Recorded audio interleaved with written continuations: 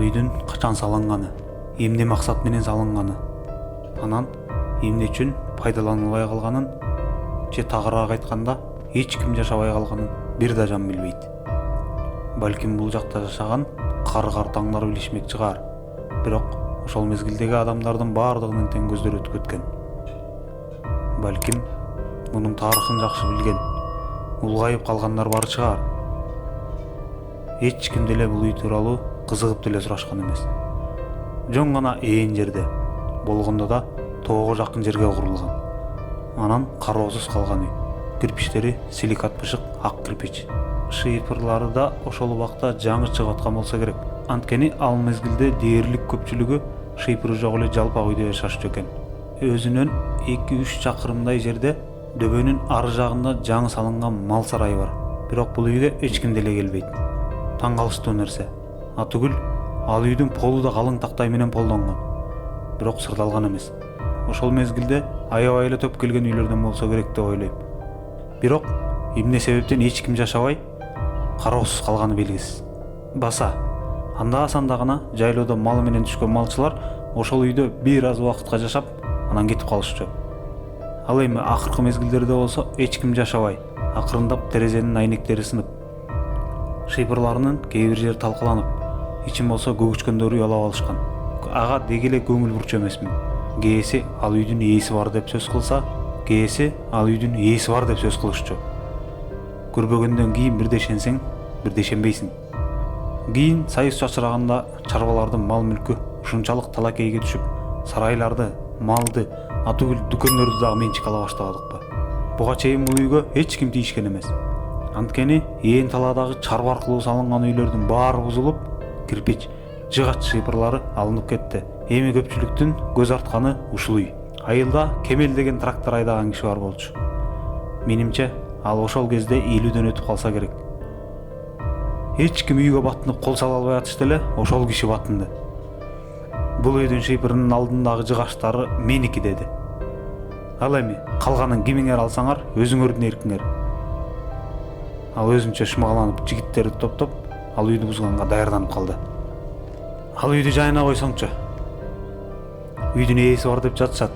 Бир балейге кабылып, же кырсыкка учурап жүрбө деп кээ бир адамдар эскерте кетишти. Мен бузуп алып кетпесем башка бирөөлөр алып кетишет. Андан көрөкчө мен үлгүрүп калайын. Карачы. Шыйпырынын алдында узун тактайлар, эң сонун.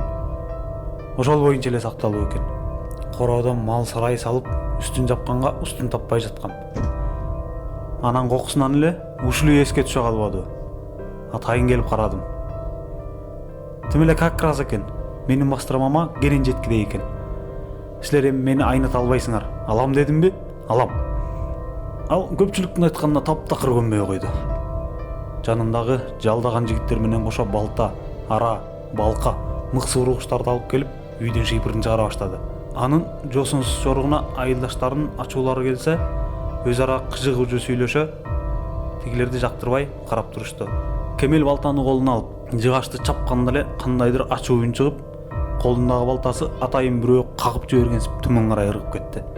Ачуу кыйкырыкты баары угушуптур. Эч нерсе билмексен болгон Кемел колуна мыксы ургучту алып, шыйпырдын үстүндөгү мыкты сууру индеп, жаңы эле эңкейип келатып, бакырган моюнча төмөн карай учуп түштү. Эмне болуп кеткенин эч ким түшүнбөй калышты. Кемел жерде бир топко өзөрүп жатты. 2-3 барып, аны тургузушту. Мен өзүм кулаган жокмун. Артымдан бирөө келип, атайлап түртүп кылатты.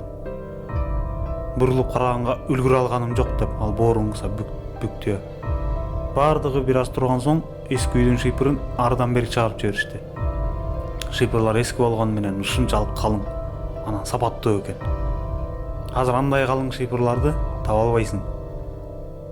Анын астындагы устундары дагы сонун экен. Бардыгы 100 граммдан басып алып, устундарды ажыратышып, Кемелдин тракторунун артындагы чиркек ичине жүктөп басышып, айылды көздөй сапар тартышты. Жолдон устундар өзүнөн өзү эле кайра кулап, бардыгы аябай бара болушту. Көп жылдан бери турган үй кызыктай болуп көрүнүп калды. Ошол устундар менен Кемел короосунун ичиндеги мал сарайынын үстүн жаптыра баштады. Мейли, эми өзү билсин. Кудайым берген устунду кызганмак белек деп айылдаштары унчукпай дымып калышты. Ошонун эртеси күнү эле айыл ичи ызы чуу түштү.